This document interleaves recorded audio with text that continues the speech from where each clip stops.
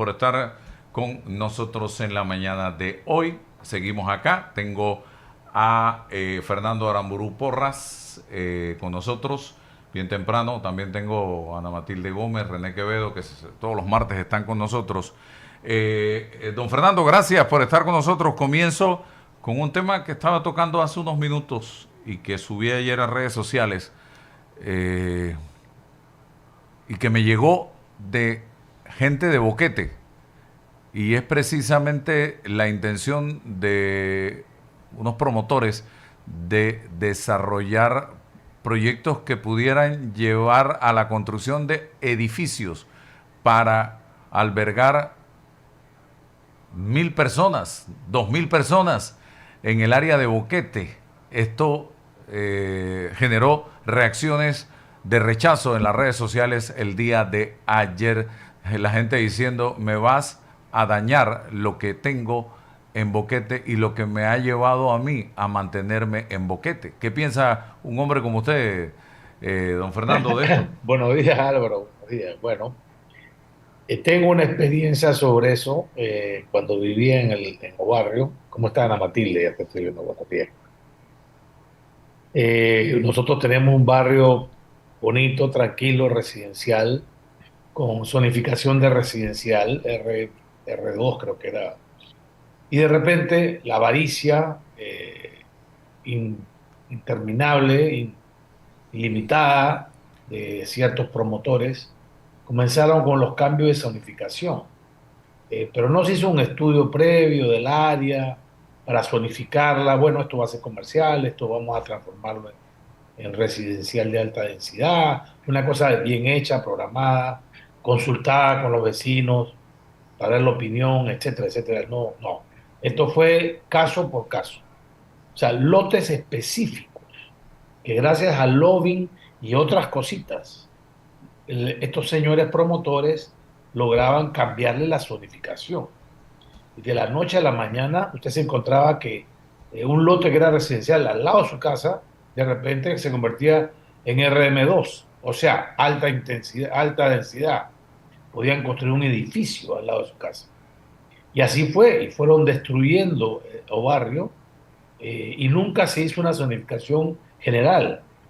Se daba la ironía de que usted tenía un lote al lado de su casa RM2 y usted seguía siendo residencial y los vecinos seguían siendo residencial.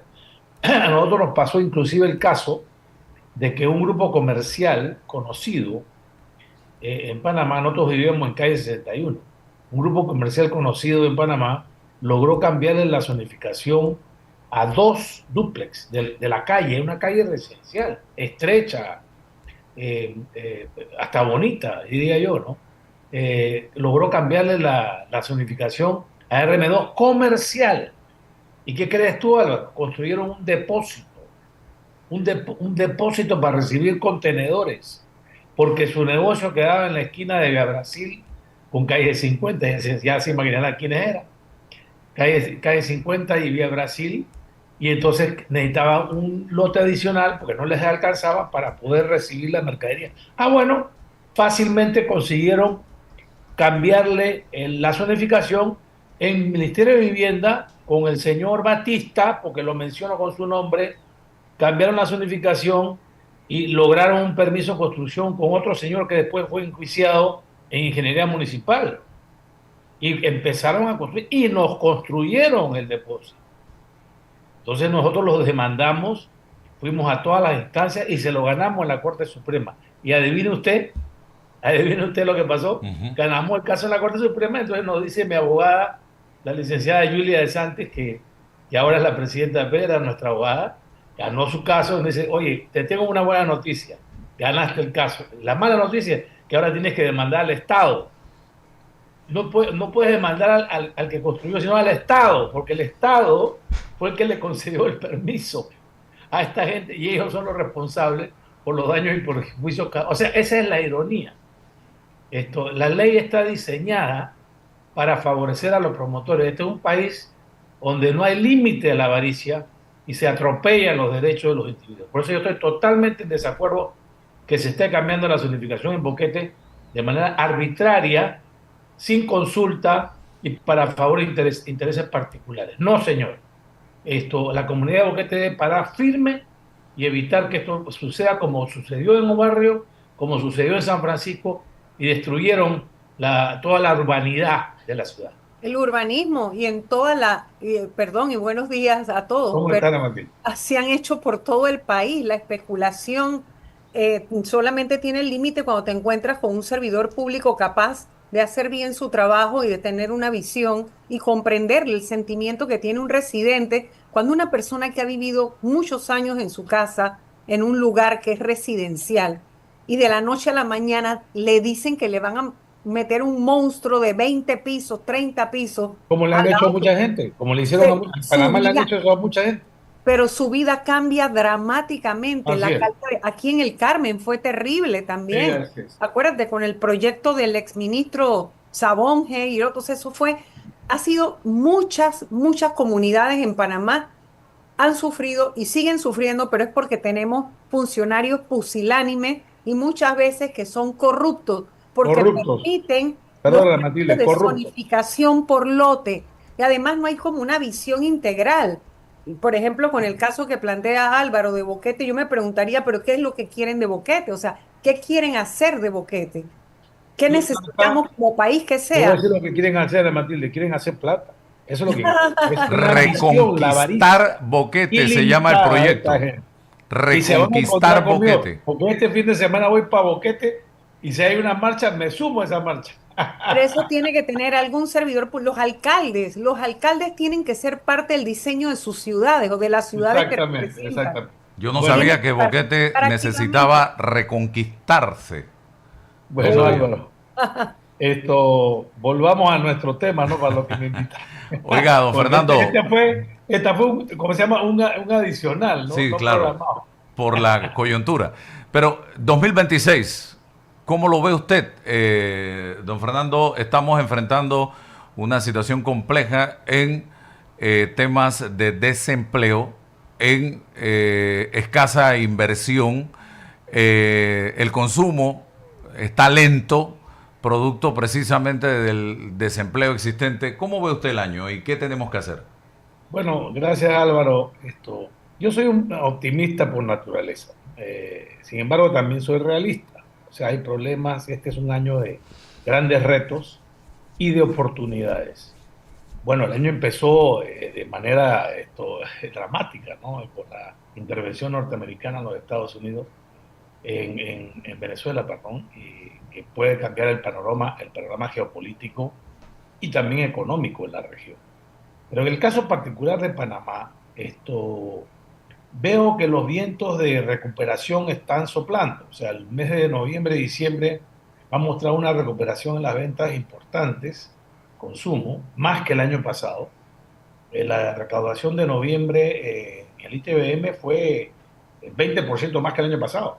Ahí hay un doble efecto. Hay un efecto de la lotería fiscal que ha sido positivo y hay un efecto de la economía que, según todas las encuestas que hacen periódicamente el licenciado Latorraca, a través de su firma Elemente, muestran un mayor optimismo de los empresarios con relación al 26. Predicen mayores ventas, mayor empleo, Al para 25. contratar gente con relación al año 26. La última encuesta que salió ayer justamente muestra un optimismo sobre el año 26. El gran reto nuestro va a ser, primero, lograr atraer nuevamente inversión privada, tanto local como extranjera, que le devuelva la confianza al país.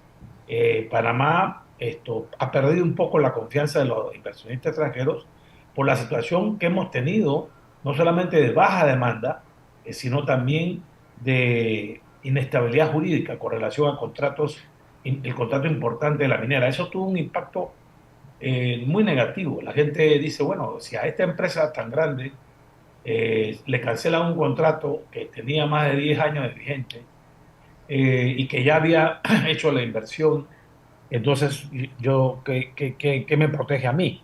Entonces, eso tuvo un impacto importante en Panamá. Y también los cierres de calles que hemos tenido por varios años consecutivos que han paralizado la economía, también ha tenido un impacto muy fuerte en la economía panameña. Espero que estas cosas no sucedan. El manejo de la mina es importante, el tema de la mina, la decisión que hay que tomar este año sí o sí, ya sea de una forma o de otra, va a tener un impacto en la economía muy importante porque sobre todo con los precios que estamos viendo hoy en día en el cobre, Álvaro.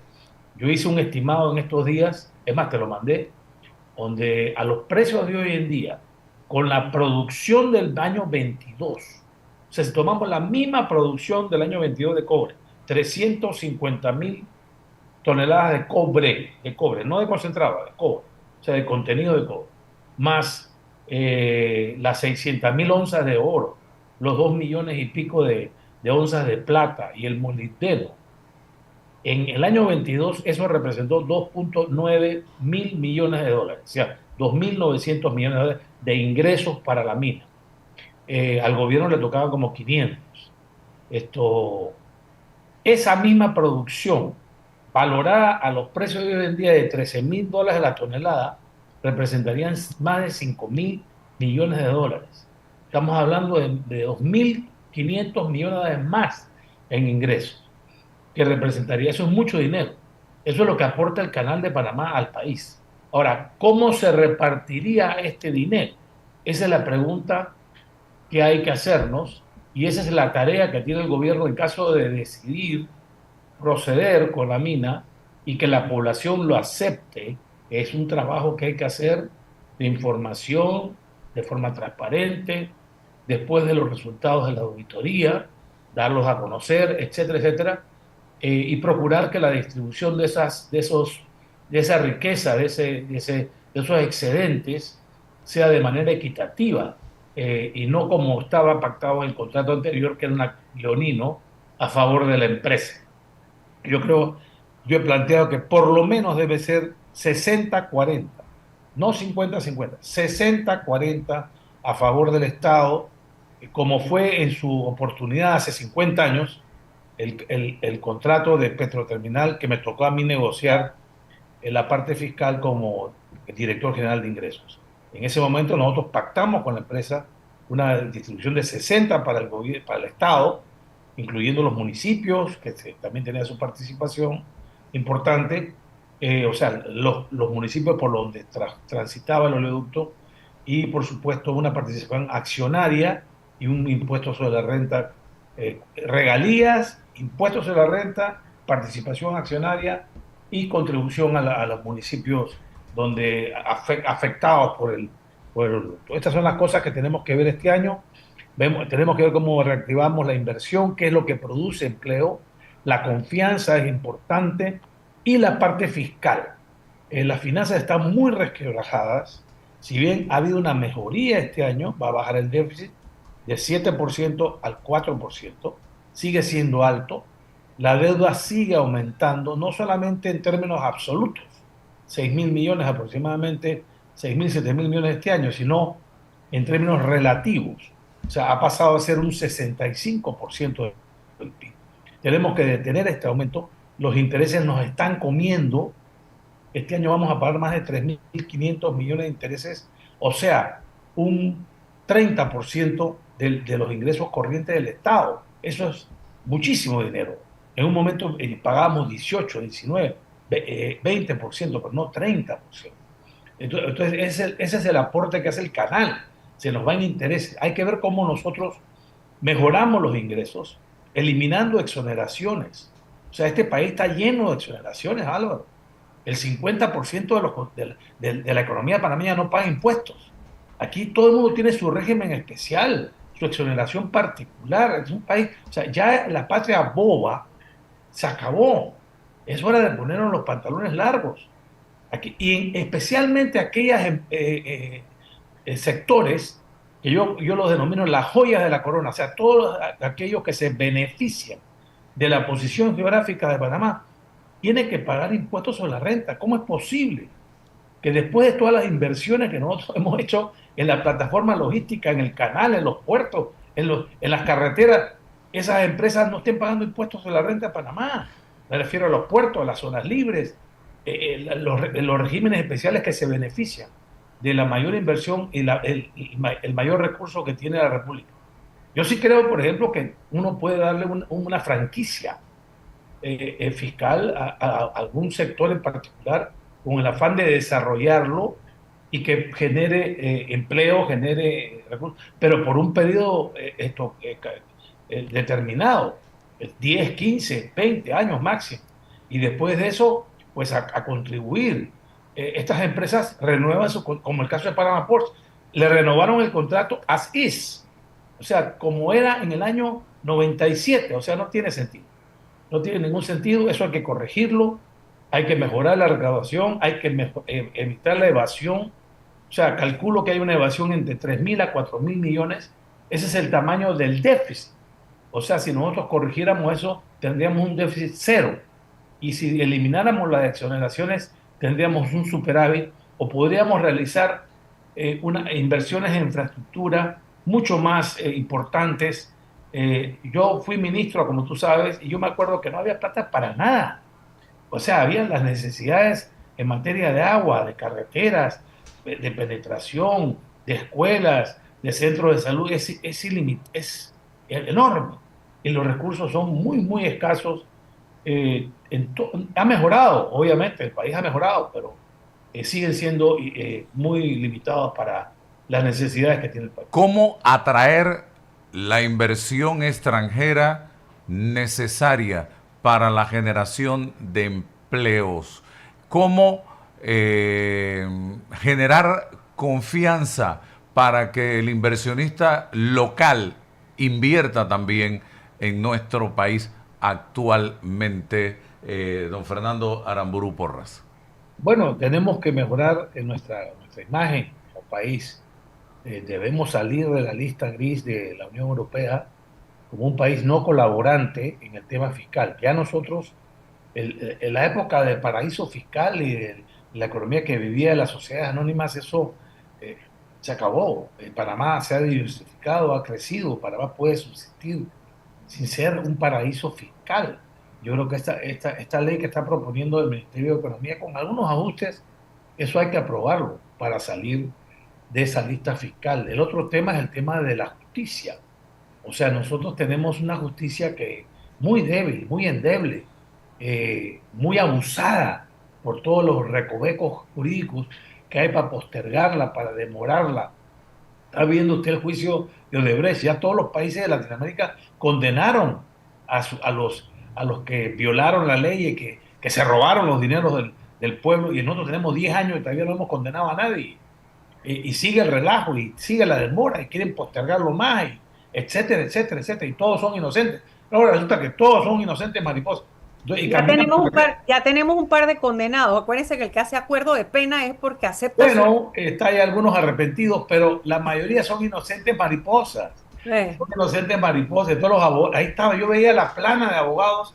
Oye, ¿cuánto costarán esos abogados? Yo calculé 27, como será pues varios millones de dólares en abogados ahí, contra un equipo de fiscales que daban, sinceramente, un equipito de fiscales, dos, tres, luchando contra estos mamotretos de abogados que se la saben todas.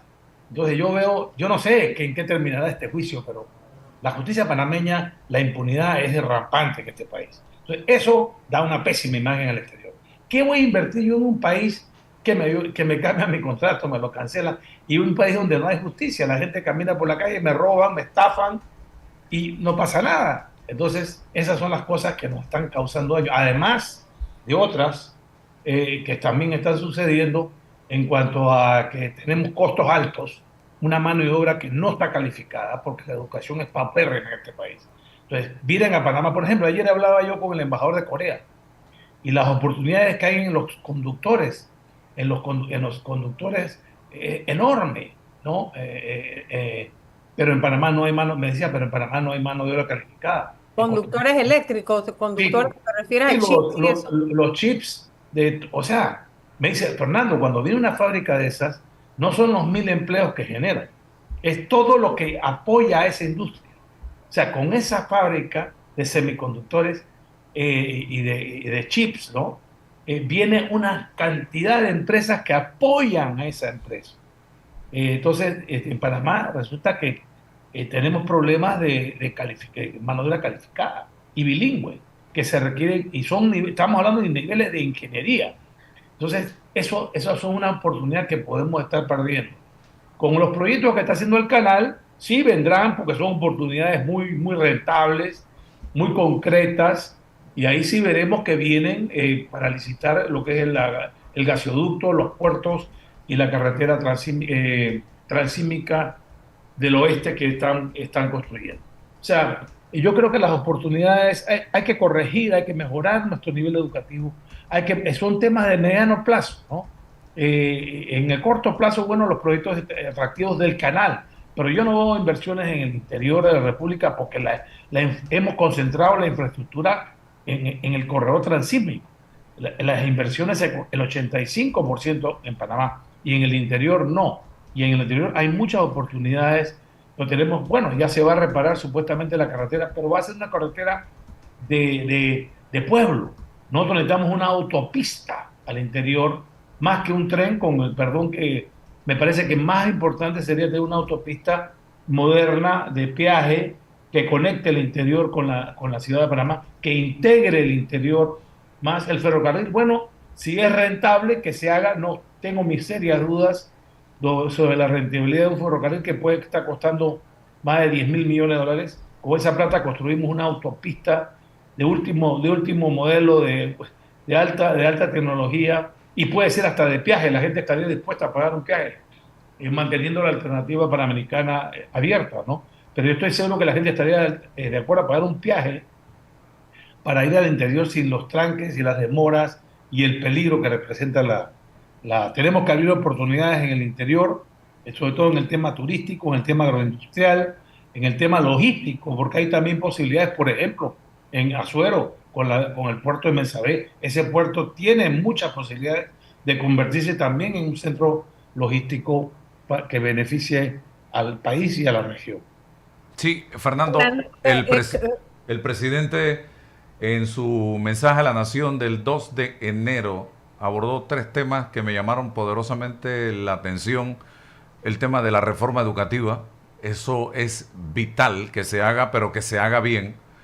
El tema de reformar el Estado panameño. También planteó el tema de la reforma constitucional a través de una constituyente originaria. Esos 3 aspectos, Fernando, ¿cómo hacerlo?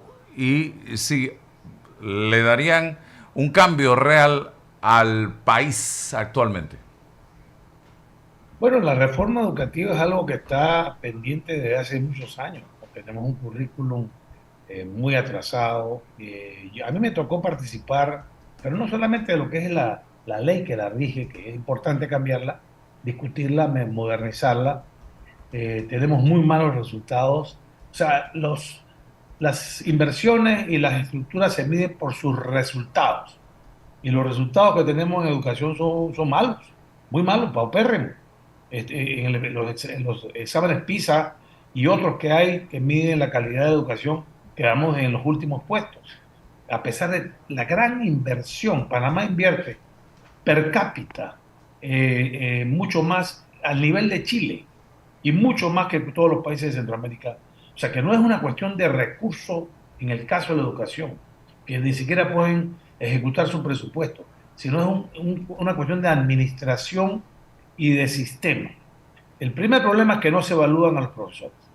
O sea, ¿cómo puede ser que nosotros tengamos una inversión, que el Estado invierta y pague todos estos profesores y no pueda evaluarlos? O sea, eso no tiene ningún sentido. Para ir mejorando y capacitarlos cuando salen que no están suficientemente capacitados, hacer un programa de capacitación. El segundo punto es la administración. Yo recuerdo cuando estuve como asesor en el Ministerio de Educación en el periodo del presidente Varela, asesora de honores, ¿no? Éramos un comité viendo justamente el tema educativo, y yo pedí el organigrama del ministerio para ver cómo la parte administrativa. Yo como empresario, ejecutivo de empresas, me interesé en el tema cómo se manejan los recursos y cuál es la administración del sistema educativo. Me encontré que a la ministra de Educación le reportan 65 personas.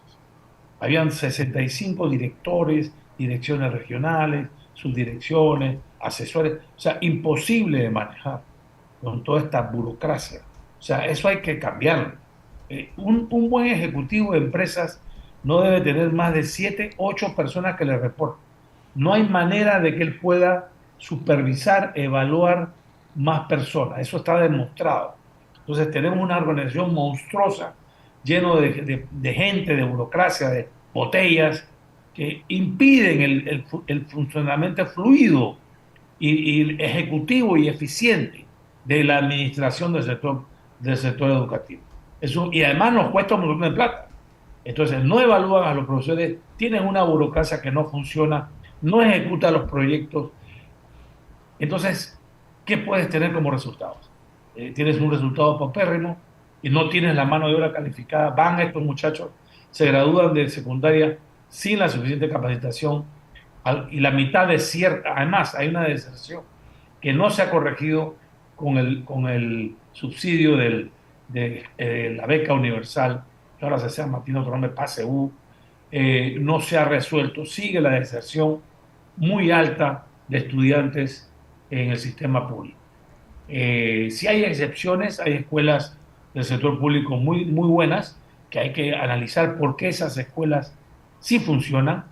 Les puedo mencionar una, porque me afecta a mí, que me atañe, la Belisario Porras, la Escuela Primaria Belisario Porras en Las Tablas, un ejemplo de institución, y el Tejada Mora también, que son dos escuelas, y hay otras que podemos mencionar, que habría que ver por qué esas escuelas sí están funcionando y la mayoría no está funcionando. Sí, los otros dos temas que le planteé, la reforma del Estado, achicar un poco el Estado y la Bueno, eso, reforma eso es un tema constitucional. pendiente. Cuando yo era ministro de Economía, habían 60 instituciones, Álvaro. Ahora tenemos 96 ¡Wow! instituciones y en creciendo. Entonces hay una duplicación de funciones horrible. En la presidencia se ha montado prácticamente un estado dentro de otro estado.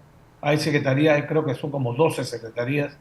Eso redunda o sea, duplica las funciones. Hay ministerios que se pudieran fusionar. Hay que hacer una reducción, pero una reducción racional.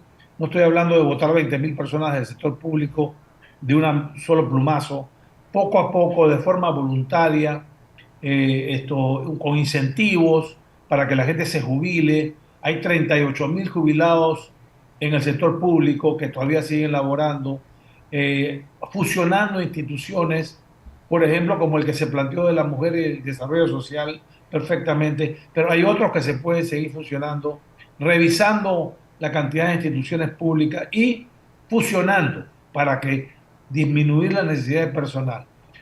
Con tal de que no aumente el personal público, el sector público, en el tiempo sería un logro, porque proporcionalmente iría bajando la planilla en relación al total del empleo, de las personas empleadas en Panamá y del sector público. Y la otra punto que menciona la reforma constitucional, sí le tengo un poquito de resquemor cuando se habla de originaria.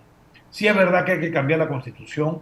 Hay cosas, por ejemplo, el hecho de que el Poder Judicial juzga a los legisladores y los legisladores juzgan al Poder Judicial. Es un tema que hay que cambiarlo, definitivamente. Los poderes tan amplios del presidente de la República. Una serie de cosas que se han señalado, la forma en que se eligen a los diputados, esto, que son más que parecen representantes de corregimiento, más que diputados. O sea, volver a los diputados de nivel nacional. En fin, hay una serie de puntos para mejorar nuestra Carta Magna, nuestro contrato social, pero a mí me preocupa que se habla de una constituyente originaria. No soy abogado constitucionalista, pero entiendo que eso no está ni siquiera previsto en la Constitución, ese mecanismo de cambio. Entonces ahí sí me abstengo de opinar, pero sí esto causa ruido a los inversionistas porque se van a cambiar las reglas del juego de cero. Entonces eso va a crear, creo yo, pienso yo, va a crear una incertidumbre que por un tiempo prolongado, 6 meses, un año, que pudiera pasmar muchas inversiones del sector privado.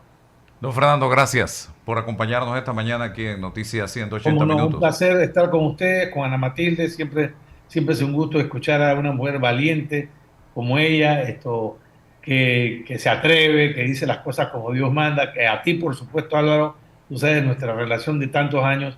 Yo estaba esta mañana pensando cuándo fue la primera vez que Álvaro Alvarado me entrevistó y no me acuerdo. Yo tampoco. Bueno, gracias, don Fernando. Abrazo. Bien, Miguel Ordóñez es